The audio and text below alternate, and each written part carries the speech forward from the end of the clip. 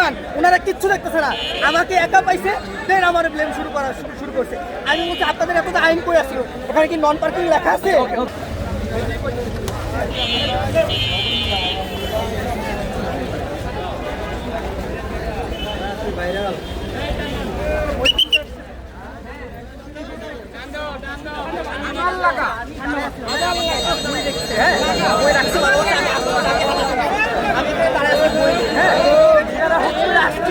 আসার পর আমার বলতেছে কি